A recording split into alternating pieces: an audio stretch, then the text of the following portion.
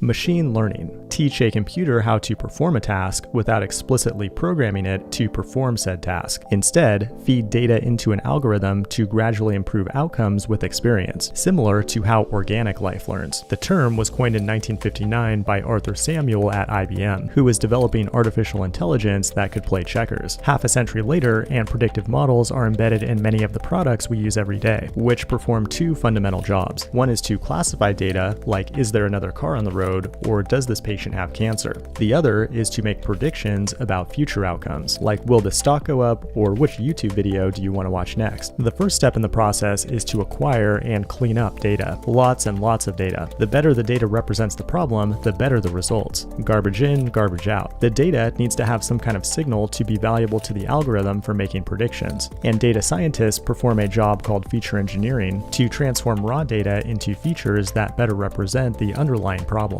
The next step is to separate the data into a training set and testing set. The training data is fed into an algorithm to build a model, then the testing data is used to validate the accuracy or error of the model. The next step is to choose an algorithm, which might be a simple statistical model like linear or logistic regression, or a decision tree that assigns different weights to features in the data. Or you might get fancy with a convolutional neural network, which is an algorithm that also assigns weights to features, but also takes the input data and creates additional features automatically. And that's extremely useful for datasets that contain things like images or natural language, where manual feature engineering is virtually impossible. Every one of these algorithms learns to get better by comparing its predictions to an error function. If it's a classification problem, like is this animal a cat or a dog, the error function might be accuracy. If it's a regression problem, like how much will a loaf of bread cost next year, then it might be mean absolute error. Python is the language of choice among data scientists, but R and Julia are also popular options, and there are many supporting frameworks out there to make the process approachable. The end result of the machine learning process is a model, which is just a file that takes some input data in the same shape that it was trained on, then spits out a prediction that tries to minimize the error that it was optimized for. It can then be embedded on an actual device or deployed to the cloud to build a real-world product. This has been machine learning in 100 seconds. Like and subscribe if you want to see more short videos like this, and leave a comment if you want to see more machine learning content on this channel. Thanks for watching, and I will see you in the next one.